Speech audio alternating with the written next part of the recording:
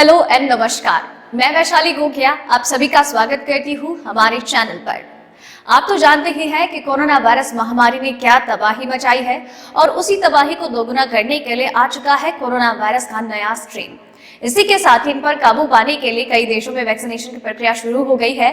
तो साथ ही में 16 जनवरी से हमारे देश में भी वैक्सीनेशन शुरू होने वाला है। तो इन सब चीजों के बीच में कुछ अच्छी खबरें हैं और कुछ बुरी खबर। कोरोना वायरस के मामलों में लगातार उतार चढ़ाव देखने को मिल रहा है। कभी केसेस में बढ़ोतरी देखने को मिलती है तो कभी गिरावट। पिछले 24 घंटे में कोरोना वायरस के नए मामले सामने आए हैं 15,590 और इन्हीं 24 घंटों में 191 लोगों ने कोरोना वायरस से अपनी जंग हार दी है, अपनी जान गंवा दी है। तो इस तरह से नए केसेस सामने आने के बाद कोरोना वायरस के कुल मामले 1,05,27,983 हो गए हैं और पिछले 24 घंटों में 191 लोगों की जान गंवाने के बाद मरने वालों की कुल संख्या 1,51,918 हो गई है। बात की जाए रिकवर करने वाले पेशेंट्स की तो अभी तक 1,01,62,738 लोग कोरोना वायरस को मात दे चुके हैं। दूसरी जो अपडेट है वो ये है कि कोरोना वायरस का कहर लगातार बढ़ रहा है।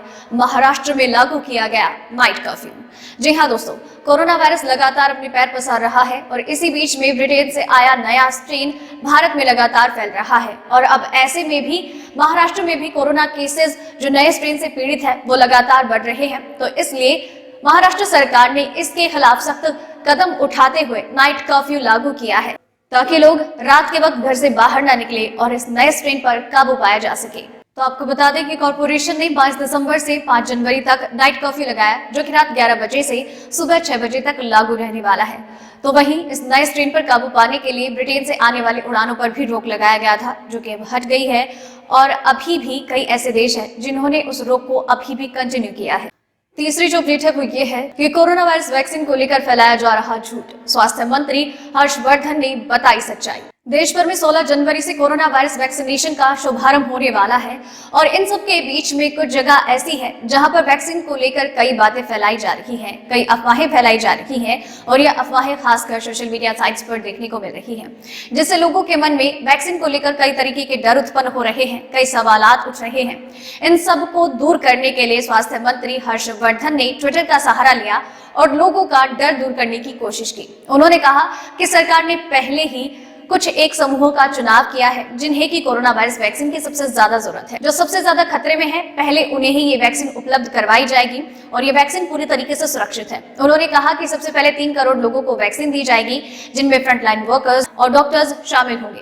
इसके बाद 50 साल से ज्यादा उम्र के लोगों को वैक्सीन दी जाएगी और फिर 50 साल से कम उम्र के वो लोग जिन्हें किसी बीमारी का ज्यादा खतरा है उन्हें ये वैक्सीन दी जाएगी और उसके बाद ये वैक्सीन उन्हें दी जाएगी जिन्हें इसकी सबसे ज्यादा जरूरत है। चौथी जो अपडेट है वो ये है कि दिल्ली में शुरू होगा कोरोना वायरस वैक्सीनेशन, दुनिया का सबसे बड़ा टीकाकरण अभियान। दिल्ली में मंगलवार से कोरोना वायरस वैक्सीनेशन की पहली चरण की शुरुआत होगी और यहाँ पर दिल्ली के 8,000 हेल्थ वर्कर्स को कोरोना वैक्सीन लगाई जाएगी। सीएम केजरीवाल ने बताया कि सरकार से 2.75 लाख कोरोना वैक्सीन मिल चुकी है जो कि 1.2 लाख वर्कर्स के लिए काफी होगी। इसी के साथ ही 16 जनवरी से वैक्सीनेशन की प्रक्रिया शुरू होने वाली है और सीएम केजरीवाल ने कहा कि इन सब के लिए सारी तैयारियां पूरी की जा चुकी हैं और वैक्सीनेशन की प्रक्रिया 4 दिनों के लिए होगी, सोमवार, मंगलवार, गुरुवार और शनिवार।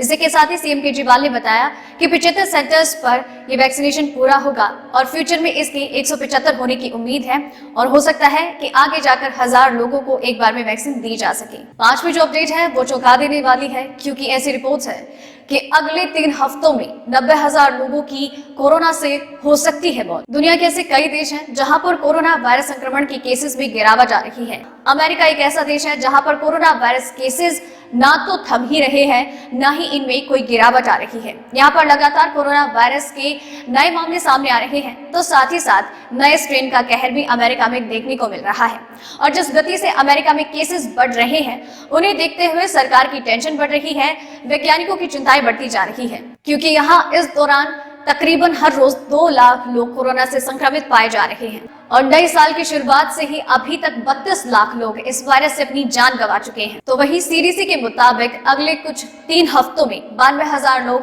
इस वायरस से अपनी जान गंवा सकते हैं। तो वहीं एक रिसर्च के अनुसार लोगों की औसतन उम्र में 1 साल तक घट गई है। फिलहाल कोरोना वायरस की वजह से अमेरिका के अस्पतालों में 1,30,300 मरीज भर्ती किए गए हैं, जिनका इलाज चल रहा है। तो दोस्तों, ये थी आज की टॉप 5 खबरें। उम्मीद करती हूँ आपको पसंद आई होगी और आपके लिए इसी तरीके से हर रोज रात 8 बजे कोरोना वायरस और उसकी वैक्सीन से जुड़ी टॉप 5 खबरें लेकर आती रहूंगी। आप चैनल के साथ बने रहिए, चैनल को सब्सक्राइब कर लीजिए। धन्यवाद।